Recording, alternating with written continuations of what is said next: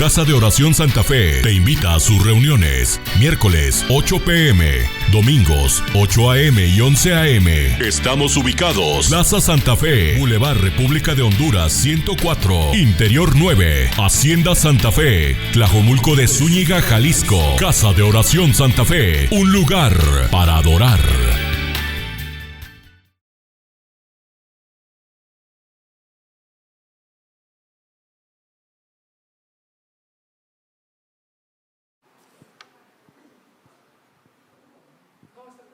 ¿Sí? Ok. Qué gran bendición estar esta noche con ustedes. Anhelábamos en nuestro corazón venir por una razón muy importante, porque no fue ayer que nos conocimos con Chuy, su pastor. Hace más de 40 años. Hace más de 40 años que él era joven, yo todavía más joven. Cuando Dios nos empezó a mover con el hermano Pablo, recuerdo en un camino de terracería por 7 horas hacía el camión, él se la aventaba en 3 horas y media, pero volaba por las brechas. Y nosotros allá atrás, retumbando del techo al piso, polveados como no se imaginan, y adoloridos porque por todos lados nos caían los golpes. Hermano Pablo, no lo maneje tan recio, se va a accidentar. Dice, Dios me ha dicho que yo no voy a morir en un accidente. Dice, pues sí, a usted, pero quién sabe nosotros. Oh, el hermano Pablo. Déjame contarles que en mi vida de conocer a Cristo, desde niño hasta hoy, que ya son algunos añitos, poquitos nada más, ha habido dos tiempos, dos momentos en que personas marcaron mi vida como nadie. Y uno de ellos fueron unas enfermeras jóvenes, una de 18 años y otra de 24 años, americanas, que llegaron y establecieron una clínica en mi pueblo, en Pátzcuaro, ahí a la orilla de la laguna de Pátzcuaro. Y ahí atendían a toda la gente de la ribera, así de gente llegaba a atenderse porque no les cobraban dinero. Y mucha gente pobre. Mi mamá de joven le ayudaba a las enfermeras, soltera todavía. Ahí conoció al Señor ella a través de las enfermeras. Y también llegaron después los traductores de la Biblia, que nos tradujeron el Nuevo Testamento de nuestra lengua. Y con ellos trabajó mi papá también soltero y joven, ahí conoció el Evangelio. Entonces conocen él y mi mamá y se casan y nacimos nosotros. Así es de que yo recuerdo desde tendría yo 4 años, me gustaba acompañar a mi mamá a la clínica. Y yo veía mucha gente que llegaba sufriendo, con dolor, llorando, gente desesperada, sangrando, algunas de ellas. Y yo veía a estas enfermeras jóvenes, pero con un entusiasmo y amor servir a la gente, y eso me impactó a mí. Primero, porque no eran igual que nosotros, chaparritos, gorditos, morenitos, ellos eran güeras y muy bien parecidas. Y yo les decía a mi mamá, mamá, ¿y esta gente de quién es? Ella me dijo, esta gente viene de lejos, hijo. Ellos dejaron todo, su familia, su casa, y lo más tremendo es que aprendieron nuestra lengua y hablaban en purépecha. Pues con ellos yo aprendí a leer y a escribir mi lengua, ya de hablar pues en la casa. Y con ellos aprendí muchísimas cosas. Y mi sueño era que un día que yo fuera grande, yo quería ayudar a la gente, porque veía cómo sufrían y eso tocó mi corazón. Pero también al ver la entrega de estas personas para la gente que no era su gente, que no hablaba su lengua, que comía muy diferente, el saber que ellos habían renunciado a todo y vestirse como las indígenas mujeres allá, y eso también me impactó. El amor, la entrega, la pasión, el servicio. Y ahí empezó el Señor a trabajar conmigo. Ahora yo entiendo que desde ahí Dios estaba trabajando conmigo, preparándome para el trabajo que más adelante lo tendré. Entonces ellos fueron los que marcaron mi vida en un inicio. Pero después conozco al hermano Pablo, de quien comentaba Chuy y de quien hemos vivido muchas experiencias, donde me tocó conocerlo. Más bien él me encontró por allá en la tierra caliente de Michoacán con un grupo de misioneros de Chiapas, indígenas choles, con quien estaba yo sirviendo. Ya después de terminar mi carrera, dejé a mi esposa con Benjamín, nuestro hijo de brazos, en la casa de mis papás, y yo iba a la Huacán, a una hora más al sur, a una zona pero calientísima, pero eso no nos detenía para ir a servir al Señor. Y allí empezando, por allí en el trabajo, el hermano Pablo nos encontró y todavía no sabemos ni cómo llegó. Él vivía aquí en Guadalajara, pero él llegó allí buscando a unos misioneros que tenían un programa de radio, porque teníamos un programa de radio en Apatzingán. Y nosotros estábamos pasando una situación económica muy pesada, muy precaria, muy difícil. Y dijimos, pues vamos a buscar a Dios. ¿Qué más hacemos? Mejor si ayunamos, pues que valga la pena el ayuno. Y ahora sí que sin querer, pues nos metimos. 3 días nos encerramos en el templo. Un templito de, ¿qué serán? 4x5 de palos, de techo de cartón, ese negro, en una zona calientísima, pero ahí nos encerramos a buscar a Dios, a orar.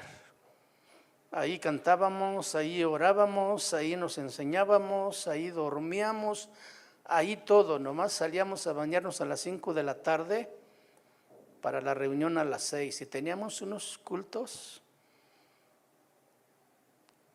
que no se parecen a nada de hoy. Y nos hablan un día antes de que termináramos en el ayuno, y dice una hermana, esposa de uno de ellos, misioneros, dice, les abre un hermano americano acá afuera. Ya salimos, y el hermano Pablo, un hombre alto y fornido, pues ya se identifica. Yo soy el hermano Pablo, ustedes son el grupo misionero. Sí, ya nos invitamos al templo adentro porque le dijimos que estábamos ayunando. Pero para esto, un día antes de que llegó el hermano Pablo, el Señor nos habla a través de un hermano.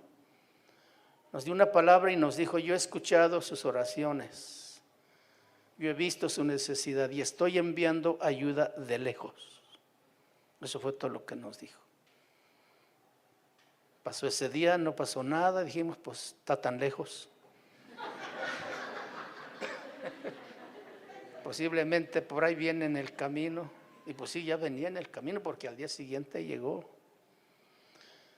Cuando ya nos encontró allí, le explicamos qué estábamos haciendo porque nos empezó a hacer preguntas. Después de un buen rato nos dijo, vengan, ayúdenme a bajar unas cosas.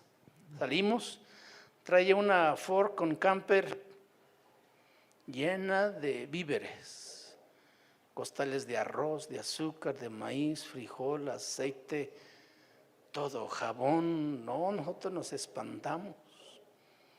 Y cuando ya lo bajamos y lo pusimos a un lado del púlpito, uno a otro nos miramos y dijimos, ¿qué quedará con nosotros? Y uno de nuestros compañeros no se aguantó y dijo, hermano, ¿y esto qué nos compromete con usted? Porque usted ni nos conoce. Él dice, mira, el asunto no es conmigo, sino es con Dios. Lo que yo quiero es que tu esposa tenga un puñito de frijoles mientras tú vas al campo a llevar la palabra. Y desde entonces, como que el Señor nos flechó, nos unió. Poco después él regresa a uno de los aniversarios de las misiones que teníamos y pues me lanza el reto y me dice, ¿no quieres trabajar conmigo en las misiones? Y yo empecé a luchar dentro con mi mente diciendo, no, pues yo quiero, pero quién sabe qué será. ¿Y cómo se trabaja, hermano? Pues es que hay que trabajar con pastores. Pues pastores. ¿Y dónde, hermano? No, en la sierra de Oaxaca. Pues ¿dónde es eso? Y me dijo, ora esta noche y mañana me avisas. Esa noche no pude dormir. Pero a las 4 de la mañana el Señor me despierta y me habla y me dice, no eres tú quien lo vas a hacer, sino yo lo quiero hacer a través de ti. Porque yo me sentía así chiquito, imaginándome al lado de los pastores. ¿Y yo qué les puedo enseñar? Pero cuando el Señor me dio esas palabras, se fueron todos mis temores, todas mis dudas, todo lo que yo sentía. Parece que el Señor me vino a limpiar. Y yo amaneciendo ya en el desayuno, el hermano Pablo me dijo, ¿te habló el Señor? ¿Te dijo algo? Le dije, sí, el Señor ya me dijo que Él lo va a hacer. Ok, eso es lo que quería escuchar. ¿Qué tan listo estás para salir? Le dije, pues necesito ir a Ario a platicar con mi esposa porque ella no sabe lo que está pasando acá. A mis papás, porque la dejé con mis papás. Y le digo, hermano, pues no sé cuándo usted diga. Era un sábado. Dice, ¿ves aquel joven que viene conmigo? Iba un joven de aquí de Guadalajara que no supe ni quién era. Pero este joven estaba a cargo de 8 iglesias ahí en la sierra. Dice, y él ya se va a casar. Entonces ya no va a poder ir a servir allá a los hermanos. Entonces es allá donde quiero que tú vayas a apoyarlos. ¿Qué tan listo estás para salir? Y dije, pues a la hora que sea. Nada más voy a Ario y me regreso. Dice, el lunes se va él. Tú necesitas ir con él para que te muestre la ruta, te presente con los pastores allá y pues ya tú trabajas ahí. Efectivamente, el lunes salimos, llegamos a la sierra de Oaxaca el martes en la noche. Ya me presentó con los pastores y al día siguiente se regresó y me dejó por allá solo. Dios nos permitió trabajar allá por 35 años, por la sierra de Villalta, por la sierra Juárez y por la sierra Chinanteca, donde el pastor Chuy tuvo la oportunidad de acompañar al hermano Pablo muchas veces. ¿Te acuerdas cuando la camioneta se nos ponchó en una noche lluviosa, en una subida de puro lodo? ¿Cómo cambiar llanta esa camioneta? Ahí tuvimos que dormir medios sentados de cabeza hasta que amaneciera para ver dónde estamos. Poquito atrás un arroyo casi nos arrastra, sentimos que nos jaló porque llovió tremendo. Bueno, ya vista el panorama, al día siguiente ya poco a poco se fue bajando el hermano, cambiaron la llanta y seguimos. Cuando uno dice vamos a las misiones, uno tiene ideas totalmente distintas, pero precisamente es para que el Dios pruebe nuestro compromiso con Él. Y me da mucho gusto estar aquí esta noche porque ustedes son una iglesia muy nuevecita. ¿Cuántos años? Contigo 3. Totalmente pequeña iglesia en edad. Pero viera qué bonito se siente arropado con todo ese cariño que ustedes expresan, con todo ese amor que le dan a Dios en su alabanza. Ustedes sí que cantan y que son alegres y se lo expresan a Dios y eso es muy bueno. Déjenme decirles, uno de los componentes que constituyen la vida de la iglesia son las misiones. Iglesia que no tiene visión del campo no está completo. La iglesia que no tiene visión de misiones mejora los locales, equipos excelentísimos, pero nomás está encerrado.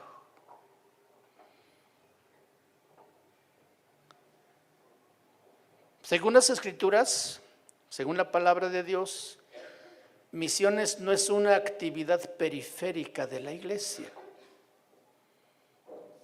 Es un proyecto celestial que nace en el corazón apasionado de Dios, en lo más profundo de su corazón.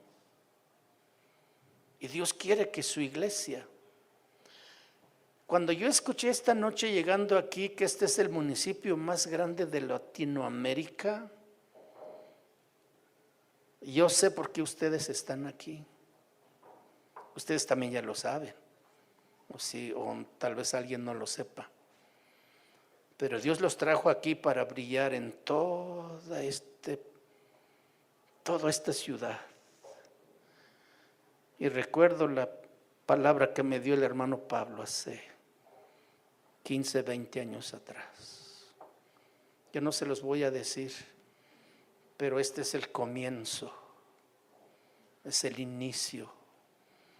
Y este es un primer paso apenas de muchos que ustedes y ustedes son apenas el pequeño puñado de valientes que han respondido al llamado de Dios para adorarle como le adoran con todo el corazón, y la otra parte es para servirle con todo el corazón también como le adoran. Entonces, si podemos tomar eso en nuestra mente y entender que las misiones no es una actividad periférica de la iglesia, sino que esta pasión por las misiones nace en el mismo corazón de Dios, vamos a entender por qué Dios hace las cosas como Él hace. Si nosotros nos remontamos al libro de Génesis, entonces quiero cerrar primero con el hermano Pablo, porque él fue la otra persona que marcó mi vida totalmente, un hombre entregado, un hombre apasionado por la palabra, principalmente por la palabra, apasionado por la obra. Su carga eran los pastores, no eran las iglesias, no era evangelizar, sino ministrar pastores para que ellos influenciaran esa palabra en su gente. Entonces, por decirlo así, él pastoreaba mucha gente afuera a través de los pastores que él ministraba. Como unos 15 años antes de que partiera de este mundo, me dijo: Antonio, quiero decirte algo. Cuando él me decía quiero decirte algo, yo temblaba porque no sabía qué me iba a decir. Dice: acércate. Dice: cuando yo muera, yo no quiero que me lleven a Estados Unidos, porque es muy caro y no hay dinero para eso. Yo quiero que tú me lleves a Nurío, que es un pueblo cerca de Paracho, en Michoacán. Le dije: hermano, pero su esposa, sus hijas, ¿qué van a decir? Dice: no, ellos no van a hacer nada. Por favor, haz lo que te digo. 15 años atrás. Pasaron los años y seguimos en esta relación muy estrecha los últimos años cuando él vivió aquí. Y un lunes yo llegué a su casa y le dije: hermano Pablo, voy a viajar a Mérida. Dice: vas muy lejos. Él ya no podía pararse, estaba en su cama. Él no podía ver muy bien tampoco, ni podía oír, 98 años. Pero la gente llegaba allí y él les predicaba la palabra, porque le traía la palabra en su corazón y en su mente. Yo me equivocaba más en leer la cita que él, porque yo me equivocaba de capítulo o de libro, y ese no es. Luego, los que lo conocieron saben bien de esto. Me voy a Mérida y aguantan 2, 3 horas. ¿Sí? Entonces, no hay problema, pastor. Eso fue un lunes y me fui. Martes. El pastor Tony Ortiz me habla a él enseñaba a los hermanos que llegaban el miércoles. Y hoy estoy allá el viernes empezando las actividades. Y me habla Toño Ortiz y me dice, tienes teléfono de alguna de las hijas del hermano Pablo? Porque está muy enfermo y queremos avisarles. Yo no tenía nombres de teléfonos, yo tenía nomás nombres. Dije, no, Toño, no tengo sus teléfonos, no sé cómo le vamos a hacer para avisarles. Bueno, llega el día siguiente y me habló otra vez el pastor Toño y me dice, ya falleció el hermano. ¿Puedes venir? Le dije, se me complica mucho porque empezamos ya el evento. Y no sé si haya vuelos ahorita para regresar. Me dice, sí es cierto. Quédate, pero ¿cuándo regresas? Regreso el lunes. Muy bien, vamos a, ¿cómo se dice? Incinerar o cremar el cuerpo del hermano Pablo. Y te vamos a estar esperando porque él dejó dicho con su esposa que te dijo a ti lo que tú tienes que hacer. Y yo me acuerdo. Entonces ya aviso a los pastores allá y el pastor principal, donde él hizo muy buena relación con esta familia, se encargó de avisar a los pastores de la zona que el pastor Pablo ministraba en esa zona. Así que cuando yo llegué el lunes a las 9 de la mañana, a las 11 ya estábamos saliendo para Nurío, Michoacán. Cuando llegamos había así de gente esperando para una reunión de alabanza y testimonios de pastores que llegaron con sus iglesias a despedir al hermano Pablo. Lo enterraron allí al lado del templo. Yo pensé que lo iban a enterrar en el panteón. No, allí al lado. La juez no quería permitir, pero al fin dijo, bueno, para que descanse su alma, vamos a dejarlo que lo enteren. Y ahí está. Un hombre de veras. Fue increíble caminar con él y aprender tanto de él, que es una fuerza que me impulsa todavía hasta hoy. No tengo su edad, pero con mucho gusto servimos a Dios. Y hemos vivido muchos tiempos hermosos con el hermano Pablo. ¿Se acuerda usted lo que dice Génesis 1:1? En el principio creó Dios los cielos y la tierra. Y segundo, ¿qué dice? Y la tierra estaba desordenada y vacía. Dios no puede haber algo desordenado y vacío. Pero al final dice, pero el Espíritu de Dios se movía sobre la faz de las aguas. La primera escena que nos presenta la Biblia es el Espíritu de Dios activo en un proyecto misionero desde entonces. Aquí encontramos una situación en la que se impone el caos. Algo pasó, que todo está desordenado y vacío.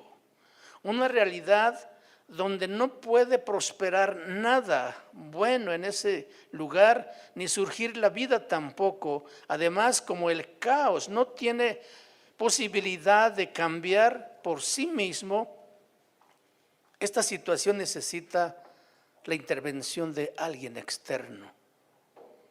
Y cuando dice que el Espíritu se movía sobre la faz de las aguas, da la idea como la gallina que está empollando los huevos, que los cubre, que los calienta y los mueve. Así el Espíritu de Dios, para volver a ordenar algo por el proyecto misionero que Dios tenía en su corazón. El Espíritu de Dios se movía sobre la faz de las aguas. Esto indica que ya estaba el Señor involucrado en este proceso para volver a establecer una vez más un estado donde pudiera haber llenura de vida y luz. De este modo, la primera imagen que recibimos de Dios es la de un misionero comprometido con ordenar aquello que de otra manera quedaría destinado a la destrucción. Imagínate que Dios no hubiera hecho eso. El proyecto misionero de Dios nace directamente desde su corazón. La realidad de la pasión de Dios por las misiones se confirma página más adelante. Usted sabe cuando Adán y Eva desobedecieron el mandamiento de no comer del fruto del árbol, inmediatamente ellos se sintieron mal, sintieron vergüenza y se cubrieron y se escondieron.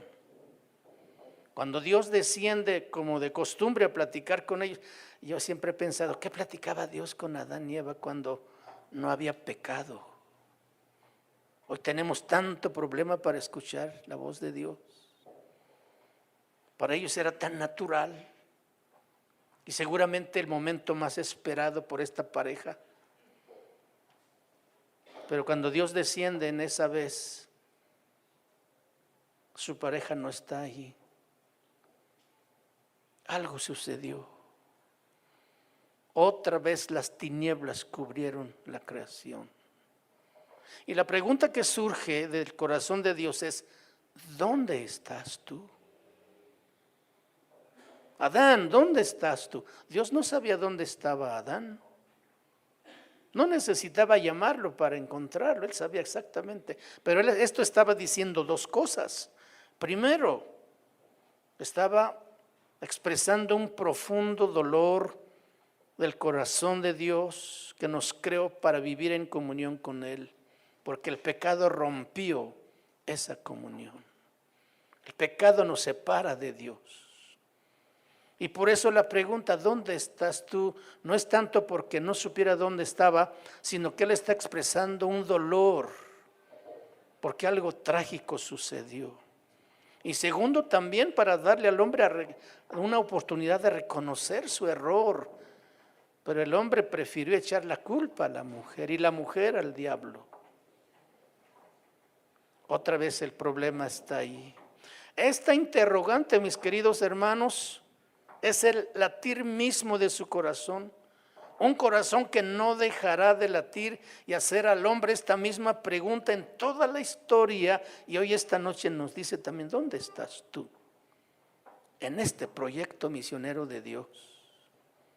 En este proyecto de llevar el evangelio que puede transformar las vidas y que puede darles una razón de vivir a las personas. Cuando un día se cierre el telón tras la historia de este planeta, descubriremos que la pasión de Dios aún conserva esa misma intensidad. En anticipación de este hermoso desenlace, la Biblia nos da una mirada al corazón ardiente del Creador, uno que no descansará mientras haya alguien sin redención. Apocalipsis 22, 17 dice, y el espíritu y la esposa dicen, ven. Y el que oye diga, ven, y el que tiene sed, venga. Y el que desea, que tome gratuitamente del agua de la vida. Este está en el libro de Apocalipsis. Al final de la historia de la humanidad, Dios sigue teniendo esa misma pasión de llamar al hombre que se acerque. Y a través de nosotros como iglesia, Dios lo está haciendo a través del evangelio que usted lleva a predicar, a compartir. Cuando usted invita a alguien a venir a la iglesia o cuando usted ministra a alguien en su trabajo, en su escuela, donde quiere que usted se encuentre. El deseo de Dios de dar al hombre amplia participación de sus bondades se funda en la misma eternidad. ¿Dónde estás tú en este proyecto misionero de Dios? Encontramos en la palabra de Dios el relato único de un misionero como ninguno. Y esto se encuentra en Filipenses capítulo 2 que todos conocemos. Se encuentra en el mismo centro de nuestra existencia. El corazón misionero de nuestro Padre encuentra su máxima expresión en la vida de su Hijo Jesucristo. Filipenses capítulo 2 versículo 5 en adelante dice, haya pues en vosotros este sentir que hubo también en Cristo Jesús. ¿Cuál sentir?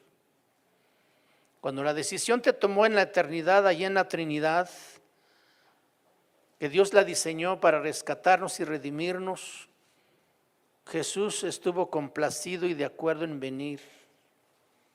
Y Él, todos nosotros sabemos cómo sucedió todo.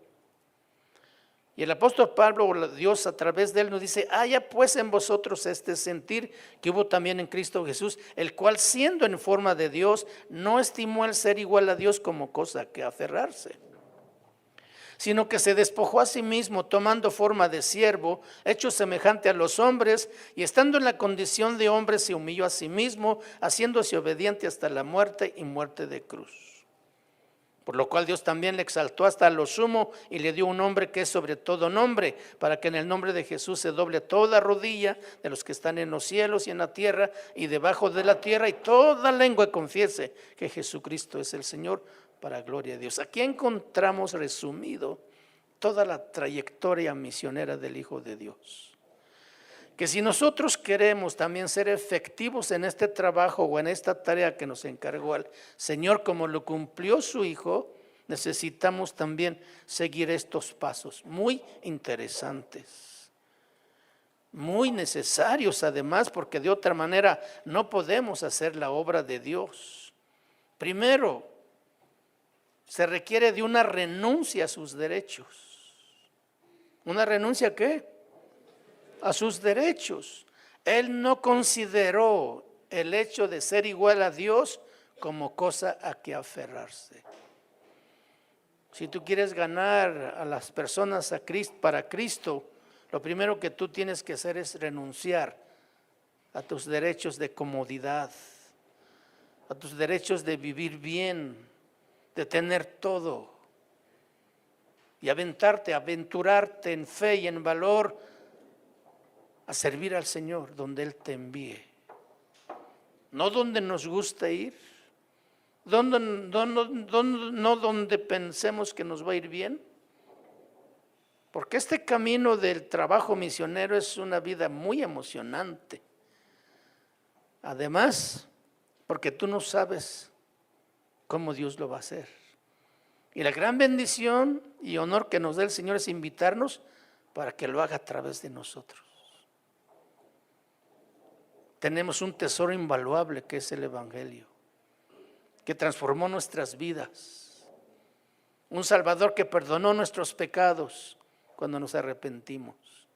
Y ese es el mismo mensaje que tenemos que llevar a la gente, renunciando en primer lugar nuestros derechos personales. Como Él no consideró el hecho de ser igual a Dios como para decir: no, yo no quiero ir, y mucho menos a morir. Cuando Jesús vino al mundo, y desde que Él anduvo aquí por más de 3 años y medio, Él estuvo consciente a lo que Él había venido. Él sabía que iba a morir en el tiempo de Dios, aunque muchos quisieron matarlo antes. Pero Él sabía cada mañana al despertar que Él iba a morir. Cantamos cantos hermosos en esta noche que hablan de ese sacrificio. Y a menos que nosotros renunciemos a nuestros derechos personales, no vamos a estar dispuestos a sufrir, a batallar y a entregar nuestra vida para servir a Dios. El hermano Pablo me comentaba él que desde los 17 años de edad empezó a pastorear una iglesia. Trabajó aquí en el hospital civil como capellán de la iglesia, y con un proyecto de pasos por pesos, donde con las ofrendas que le mandaban a sus amigos pastores en Estados Unidos, él compraba sillas de ruedas, muletas, compraba prótesis para gente pobre que no tenía con qué pagar. Después se fue a trabajar en una iglesia americana de Chapala, y de ahí ya se fue al campo donde nos encontró a nosotros. Un hombre totalmente entregado al Señor. Y ya andando con Él, no llevaba una vida fácil. Era muy difícil para él. No por lo que vivía afuera, sino por lo que vivía adentro. Y yo tuve problemas con esto. Y un día discutiendo, el hermano Pablo me dijo: Antonio, cállate. Hermano, pero esto no es justo. Dice, mira, la mejor arma para pelear es el silencio.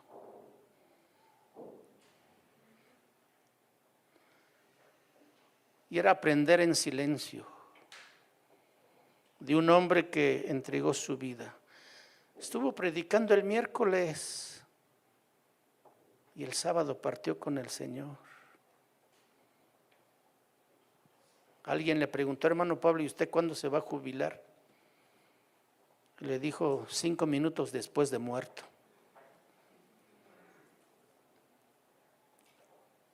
Recuerdo de una película de Ricardo García, un misionero mexicano que mataron acá por la Huasteca Potosina. Cuando él, ya grande, también de canas, está preparándose para salir, le dice a su esposa, ya no salgas, ya estás viejo, corres mucho peligro. Él le dice, dime otra manera cómo yo puedo agradar a mi Señor. Dijo, yo quiero morir con mis zapatos puestos. Y sí, efectivamente ese fue su último viaje. Así son los hombres consagrados para el Señor, hasta el último momento. A los 98 años el hermano Pablo partió a su casa, lleno de historias, de vivencias tremendas. La segunda cosa que nosotros tenemos que hacer si queremos hacer un trabajo efectivo en predicar la palabra de Dios es un sacrificio de los intereses y proyectos personales. Dice la Escritura que sino que se despojó de sí mismo. Se hizo carne y habitó entre nosotros, dice el apóstol Juan. Y vimos su gloria como la del unigénito del Padre, lleno de gracia y de verdad. Juan 1:14. Una tercera cosa que nosotros también necesitamos hacer, lo que Jesús dijo, vivió Jesús, es una actitud de servicio y amor hacia los que pretende bendecir. En las misiones nosotros pensábamos que íbamos a enseñar, pero salíamos bien enseñados. Porque el corazón de esa gente sencilla, humilde, que están también entregados al Señor, no, cada lección que nos daban. Una radical transformación para identificarse con el objeto de su amor. Las almas son muy valiosas para Dios. Dice la Escritura, haciéndose semejante a los hombres. Y una actitud de servicio y amor hacia los que pretende bendecir. No podemos bendecir si vamos a buscar que nos sirvan. Cuando Dios me envió al campo misionero, después de que, un poquito antes de que el hermano Pablo me encontrara, me enviaron a la selva lacandona de Chiapas por 2 meses. Yo sentí que me fue a otro mundo, porque era como regresar 80 años atrás, con gente sumamente pobre, que vivía en casas de palos, techos de zacate. Esos caminos eran lodos y más lodo. Nomás una semana me duraron los zapatos que llevé. Y esa gente vive así.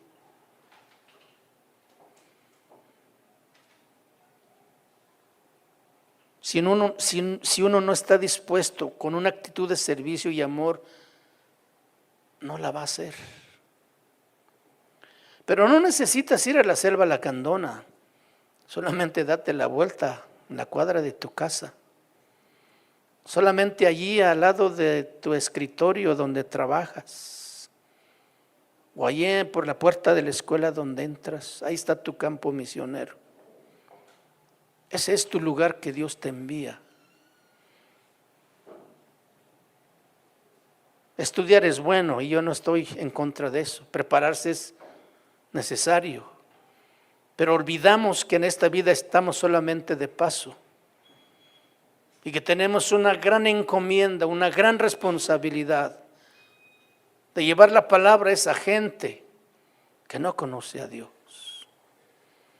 Nosotros disfrutamos alegría y bendición, cantamos alegres, escuchamos palabra que nutre, pero esa gente está muriendo de hambre espiritual porque no conocen a Dios. Y a menos que nosotros estemos con una actitud de servicio y amor, entonces lograremos. Jesús dice de Jesús, tomando forma de siervo, se humilló a sí mismo. Si no nos humillamos a nosotros mismos, no somos aptos para un tesoro tan grande que es el Evangelio que Dios nos confió. Tenemos que aplicarnos, ¿sí o no? En un municipio tan grande como este, que hay muchísima gente. ¿Se acuerdan cuando el apóstol Pablo está desanimado en Corinto? ¿Cuántos han estado desanimados de seguir a Jesús? ¿Alguna vez? Yo muchas veces. ¿Qué es lo que quiere hacer uno cuando está desanimado? Botar todo. Recuerdo que estaba regresando de la sierra de Villalta, de la Sierra Juárez. Tenía problema con los pastores porque también los pastores son bien problemáticos. No se dejan enseñar.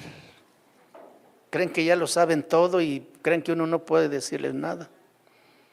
Eso estaba hablando esta mañana allá en la conferencia, porque sucede. Y voy bien desanimado, yo voy diciendo, no, yo voy a dejar todo esto, le voy a decir a hermano Pablo que ya no quiero seguir. Los pastores no querían juntarse para enseñarles. Estamos pasando problemas en la casa por economía también. Yo estoy totalmente desanimado. Y en eso se viene un aguacero, pero que no se veía de dónde llegó. Y parece como que se enfocó solamente y todo a mí, que me deja todo empapado. Y luego viene el diablo y te dice, mira cómo vas. Y no que sirves a Dios. Y mira los problemas que tienes allá. Y mira tu casa. Y mira. Y yo le empecé a hacer caso. Ese fue el problema. Sí, es cierto. ¿Qué necesidad tengo yo de estar sufriendo con esta gente que no quiere nada? No, voy a dejar todo. Empapadísimo y bajo la lluvia el Señor me habla. Oí la voz acá en mi nuca.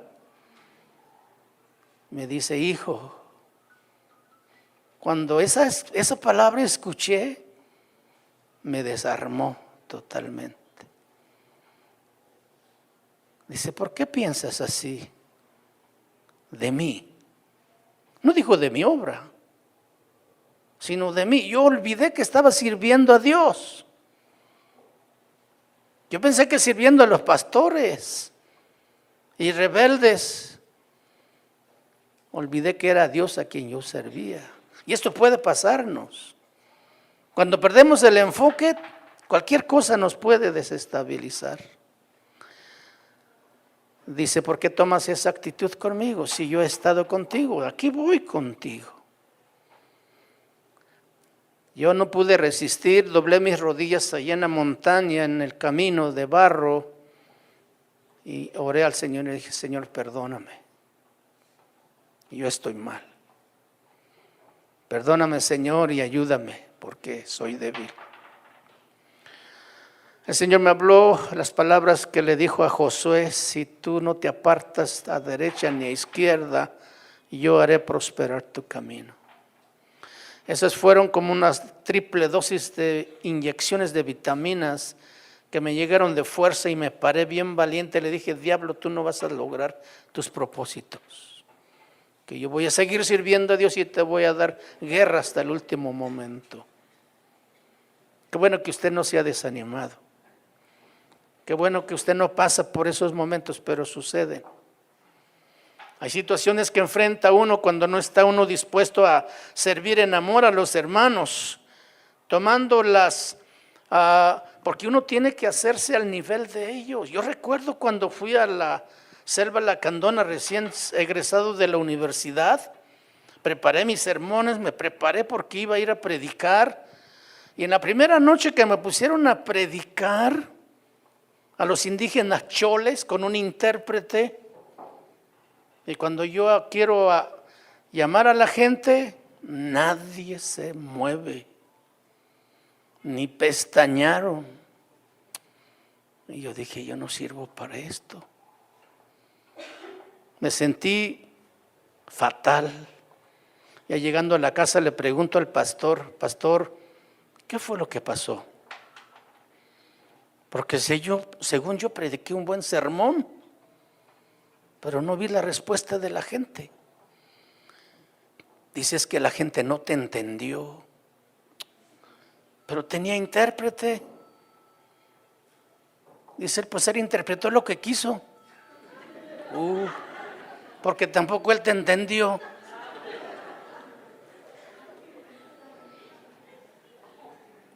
Desde ahí empezaron los desánimos a tocarme. Tú no sirves para esto, tú no fuiste hecho para esto, mira, no hay respuesta de la gente. Luego el mismo pastor, muy humilde y sencillo, el hermano Cristóbal, me dice, te voy a dar un consejo. Trata de hablarles lo más sencillo que puedas, porque esta gente no habla español y no entiende muchas palabras. Si tú les predicas tranquilo, con sencillez, necesitas bajarte al nivel de ellos. Dije, eso me levantó mi ánimo. Y dije, no, entonces vamos a corregir, vamos a cambiar. Por eso me gusta trabajar en las rancherías con gente sencilla, humilde. Chuy conoce de esto. Hemos andado en muchos lugares donde nos sentamos en unos tronquitos que están alrededor del fogón donde se hacen las tortillas a mano, donde se muele el chile de molcajete y la salsa, rico como nadie hemos comido. Hermanos humildes, pero que aman a Dios de corazón. Yo encontré una cosa, cuando yo empecé a ir a la gente indígena, la gente puede poner unas barreras tremendas. Primero porque no te conocen y desconfían mucho, porque han sido lastimados, han sido rechazados, han sido criticados. Claro, ¿quién va a querer que lo lastimen, sigan lastimando? Entonces ellos ponen una barrera, pero tú te los tienes que ganar. ¿Cómo lo vas a hacer? Sirviéndoles en amor, entregándote a ellos. Si es posible hasta aprender su lengua para que te entiendan bien. Eso es muy importante si queremos ganar a la gente. Pero también cuando tú logras romper esa barrera, ellos se entregan todo también. Fállales y olvídate que puedas regresar ahí. Te cierran la puerta completamente. Fállales y es una ofensa imperdonable para ellos. ¿Cuántos quieren servir al Señor y a esa gente con amor y espíritu de servicio? ¿Sí lo van a hacer? Ya dijeron. Hay que pagar el precio. El hermano Pablo decía, no puede ser barato para mí lo que tanto me le costó a Dios. Y yo creo eso. El cristianismo no es barato, es caro. Es difícil, pero no imposible. Dios, que en su gran misericordia va con nosotros y derrama de su gracia sobre nosotros. Otra cualidad que tenemos que tomar en cuenta cuando abramos nuestros corazones y vayamos a la gente a ganarlos es una sumisión y un respeto absoluto hacia el equipo con quien se va a trabajar. La Escritura dice en el versículo 8, segunda parte de Efesios 2, haciéndose obediente hasta la muerte. ¿Obediente hasta cuándo? ¿Hasta cuándo debemos obedecer a Dios? Ya dijeron, hasta la muerte. No antes, hasta la muerte. Esto habla de una entrega total. Y por último, una disposición a pagar el precio necesario para redimir a los que habían sido enviados. Dice, y muerte de cruz. Y Jesús conocía todo esto. Y siempre lo tuvo presente en todos los días de su vida. Por eso pudo decir al final allí en la cruz, consumado es. He terminado todo el plan de Dios. Las puertas están abiertas, la redención para el hombre que quiere está abierta. Pero ¿cómo va a entrar si no conoce el camino? ¿Quién le va a ir a decirle, Jesús es el camino? Vuélvete a Dios. Si tú y yo nos quedamos sentados, sí aprendiendo verdades y alabando a Dios de todo corazón, pero no cumpliendo con la otra parte. Yo les quiero lanzar un reto, a que no desaprovechen las oportunidades que Dios pone a nuestro alcance todos los días. Se calcula que el 95% de los cristianos en el mundo jamás ha ganado un alma. Y apenas el 5% ha logrado ganar un alma. En todo el mundo somos millones y millones. ¿Cuántos seremos aquí? Imagínense que 95% de ustedes nunca ha ganado un alma. Y nada más el 5%. ¿No es esto injusto? Teniendo una riqueza tan grande que no la queramos compartir con otros. Además es una tarea que nos encomendó el Señor y Él va a venir a pedir cuentas.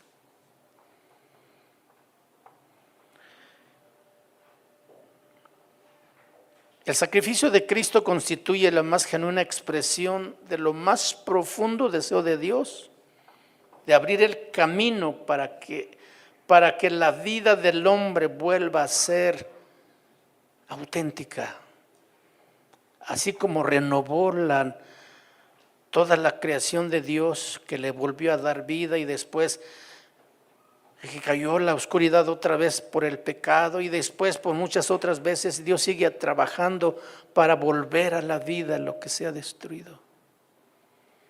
Y tú y yo ahora tenemos en nuestras manos algo que puede cambiar el rumbo de muchas vidas.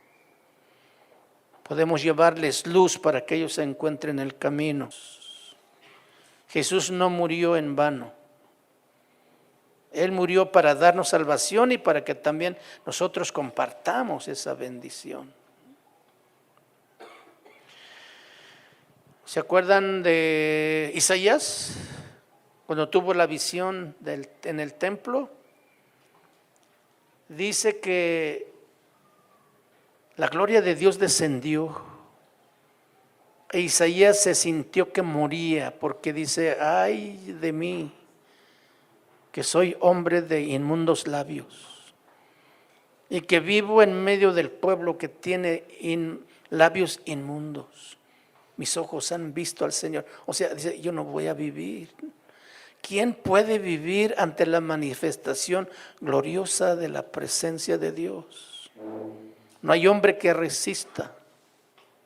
Entonces Dios tuvo que decir a un personaje en el cielo, toma un carbón encendido del altar con unas tenazas y ve y toca sus labios. Y dile que con esto es limpio su pecado y quitada su culpa. Y hasta entonces Isaías pudo decir, heme aquí, envíame a mí. Hoy nosotros hemos cambiado y decimos, heme aquí, envíalo a Él. ¿O no ha hecho usted eso? O sea, no queremos asumir el compromiso, la responsabilidad, queremos que otro lo haga. Pero entonces, ¿qué va a pasar después? Lo más importante es que esa voz que dijo, ¿a quién enviaremos? ¿Y quién irá por nosotros? No fue dirigido a Isaías en persona o personalmente. Él oyó.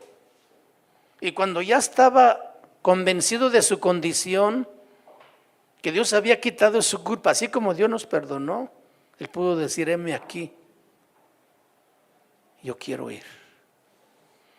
A menos que nosotros tengamos una convicción de nuestra condición de pecado y clamemos a Dios, entonces vamos a poder decir, heme aquí, Señor, envíame a mí. Y Dios va a decir, muy bien. ¿A dónde quieres ir? ¿A dónde quieras, Señor? ¿De veras? Sí, Señor, donde quieras. Y a veces respondemos muy rápido. Donde quieras, Señor. No sabemos ni a dónde nos va a mandar. Pero si hay una disposición sincera, Dios lo va a hacer. Dios lo ha hecho siempre conmigo. Y hasta hoy lo sigue haciendo. Por gracia de Dios y su misericordia. Tantas vivencias que hemos vivido juntos, Chuy, ¿te acuerdas de otro? Tantas cosas que Dios nos concede. Por eso esta es una aventura maravillosa.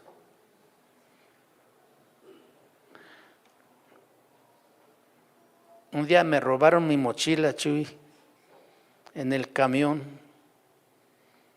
Compré mi boleto en la ciudad de Oaxaca para irme a la sierra, 7 horas. Cansado, fatigado, llegué de México a Oaxaca.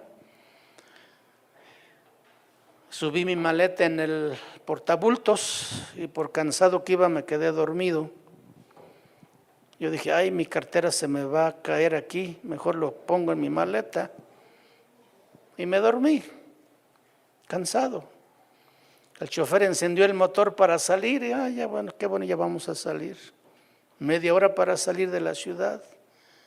Yo dije, bueno, pues no creo que vaya a leer yo el libro, mejor lo guardo. Y cuando me paro para buscar mi mochila no está.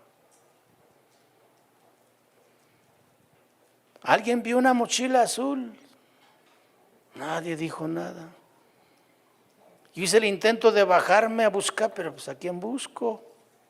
Estábamos fuera casi de la ciudad. Entonces yo le dije, Señor, ahora sí que tienes un problema. A veces así platica con Dios cosas raras, ¿no? Dije, yo no sé qué vas a hacer o cómo le vas a hacer. Pero yo no voy a decir nada. Yo tenía que llegar a Las Delicias y de allí visitar a las iglesias un día por cada uno y a los 8 o 10 días regresar a México.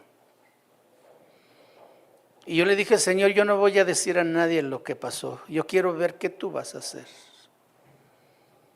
Y me fui con 15 pesos que me habían entregado devuelto cuando compré el boleto. Sin Biblia, sin ropa, sin mis prédicas, ni nada. Todo se lo llevaron. Por las noches yo lavaba mi ropa después de 5 días, porque trataba de aguantar lo más que podía.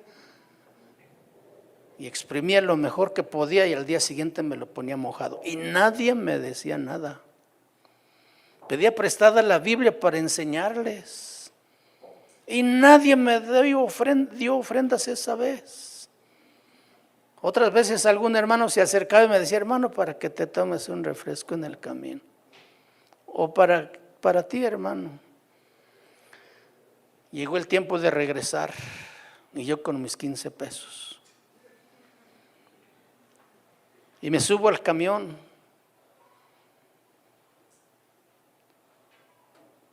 Y en mi asiento al lado estaba libre. Una muchacha se sube, camina en el pasillo y llega hasta atrás y me dice, ella me reconoce y me dice, hermano Toño, ¿ya estás regresando? Le dije, sí, perdóname, ¿quién eres? Yo soy la hermana Ofelia de Yatoni, aquí a 2 horas de camino. Voy a Ixtlán a arreglar unos papeles de la escuela donde trabajo, soy maestra. Oh, ¿puedo sentarme? Sí, claro, siéntate. Se sentó. En ese tiempo era la antigüita. Pasaba atrás el cobrador con sus boletitos a cobrar. Y yo estoy oyéndolo nomás que ya se está acercando. Y yo digo, ¿hasta dónde puedo llegar con 15 pesos? He hecho mil cálculos. Pues llego a tal lugar, conozco una iglesia, a lo mejor visito al pastor y a lo mejor Dios me bendice. Y le sigo. Son mis planes. Cuando llega el Señor a cobrar a mi lugar, dice la hermana, hermano, ¿me permites pagarte tu boleto de aquí a Oaxaca? Sí, claro que sí. Gracias. Ya nos fuimos. Ella se baja en Ixtlán, a 2 horas todavía de Oaxaca. Y yo dije, gracias, Señor, ya voy a llegar a Oaxaca. Y vuelve a subir gente, y entre ellos también otra muchacha se acerca hasta donde yo estoy, y ella me reconoce también, y yo no sé quién es. Hermano Antonio, ¿ya está regresando? Y yo estoy en mi corazón, pero así, acelerado. No sé qué Dios va a hacer. ¿No te acuerdas de mi hermano? Yo soy Israela. Fuiste a Yohovia a predicar hace 3 años, mi papá era pastor. ¿Te acuerdas que te pedí consejo porque tenía problemas con mi novio? Dije, ya me acordé. ¿Y qué pasó? Dice, no, pues voy a Oaxaca a arreglar papeles de mi escuela, porque soy maestra. Las oficinas de la CEP están en la entrada de la ciudad. Y ella se para y me dice, hermano Toño, ya me voy a bajar. Pero dice, Dios me dijo que te diera esta ofrenda, por favor, no me lo rechaces. Le dije, muchas gracias. Agarré la bolsa de plástico que me dio, lo guardé en mi bolsa. Ni lo quise abrir. El camión llegó a la terminal donde yo tenía que comprar mi boleto para México. Y cuando yo saco la bolsa que me dio la hermana, era exactamente el boleto de Oaxaca, México. Yo llegué a la casa con 15 pesos. Mis recursos, las de Dios, no faltan. Él suple. Este camino de trabajo misionero es un camino de fe. Imagínate que Cristo no estuviera dispuesto a venir para salvarnos. ¿Qué hubiera sido de nosotros? O que estando aquí amenazado constantemente por sus críticos dijera, Señor, destrúyelos ya. Y no aguanto más, se trunca nuestra salvación. Y ahí quedamos todos condenados a una muerte eterna. Hermanos, Dios no tiene otra opción, por eso nos permitió vivir en este mundo, ser salvados por Él para que a través de... ¿Ustedes creen que no quisieran los ángeles venir a predicar viendo nuestra inactividad? A veces nuestra indiferencia. Pero ellos que saben del perdón, ellos que saben de arrepentimiento, ellos que saben de culpa, de pecado, si ellos son santos. Por eso Dios dice, no, ahí está mi pueblo. Ahí están los beneficiarios del sacrificio de mi Hijo. Ellos van a anunciar. Y tú y yo nos sentamos muy cómodos, sin decir nada siquiera, que somos cristianos por la pena que nos empiecen a burlar, señalar o criticar. Tenemos que ser valientes y tenemos que ser bien decididos a quien servimos. Jonás quiso huir de la presencia de Dios. Agarró un barco para ir a otro rumbo, totalmente opuesto al que Dios le dijo. Pero de Dios nadie se burla, ¿verdad? Ni nadie puede escapar tampoco. Así es de que Jonás tuvo que clamar en lo profundo de la panza de ese gran pez y reconocer su culpa y decir: sálvame, Señor. Y cuando el pez lo vomita en la playa, Dios vuelve a Jonás y le dice, Dios vuelve por segunda vez: Jonás, ve a Nínive. Aprendida la lección, Jonás dijo: sí, Señor, ahora sí voy. Dios no ha cambiado de planes, ni va a cambiar. Él puede transformar la gente en un instante, cambiar el corazón de piedra al de carne, para que vuelvan a Dios y le adoren, como era su proyecto. Pero Él no lo va a hacer, porque Él va a volver por una u otra o tercera vez, pero Él va a volver a preguntarnos: ¿dónde estás tú? En este proyecto que tengo para este mundo, para esta gente. Ojalá nosotros podamos contestar: heme aquí, Señor, envíame a mí. ¿Qué haremos, hermanos? No tenemos opción, ¿verdad que no nos da opciones el Señor? Pero así de bueno es, porque todavía nos da oportunidad de que le digamos: sí, Señor, yo iré, envíame a mí. Yo no quiero que esta noche,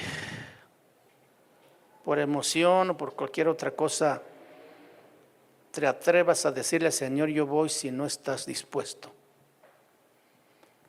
Y es mejor que lo hagas plenamente convencido primero que quieres servir al Señor, que quieras salir a llevar la palabra, que determines empezar a hablar de Cristo a tus amigos, a tus familiares. Porque cada persona que te cruza a ti es una oportunidad que Dios envía para que tú le siembres la palabra. No necesitas predicarle un gran sermón. ¿Qué hizo la mujer samaritana cuando Dios descubrió su vida? Jesús le dijo: ve, llama a tu marido. No tengo. Estás bien, has dicho bien, porque 5 has tenido y la que tienes no es tu marido. O sea, te falta el séptimo marido. Ella corrió a su pueblo y dijo: vengan a ver a un hombre que me ha dicho todo lo que yo he hecho. Ese era todo el mensaje. Y todo el pueblo vino y conoció a Jesús y fueron salvos. No necesitamos un elocuente mensaje. El pretexto es que le decimos como Moisés: Señor, es que yo soy tartamudo, tardo de lengua y no sé hablar. ¿Cómo que no? Y bien que hablas y gritas. Hermanos, ahí está el compromiso. Ojalá que le respondamos a Dios. Y aquí le paramos, porque si no paramos, Pónganse de pie, por favor.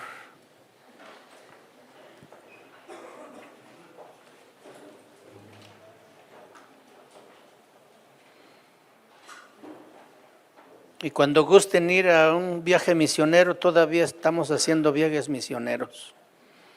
Comuniquen con su pastor y nos ponemos de acuerdo y nos vamos a ver dónde nos lleva el Señor. Pero por lo pronto nos encantaría tenerlos allí en Manzanillo. Mire, estamos a 2 cuadras del mar. Nomás no vayan pensando que van a pasársela en mar y no van a la reunión. No, de veras les digo, 2 cuadras está en la playa. Tenemos un lugar privilegiado. Su pastor lo acabo de invitar a un congreso de matrimonios en noviembre. ¿Querrán acompañarlo? ¿Algunas parejas? Bueno, me avisan nomás para echarle más agua a los frijoles y ponerle mucho chile para que sobre. Oremos a Dios, hermanos. Padre, muchas gracias. Una y otra vez nos recuerdas la gran tarea que nos dejaste, Señor.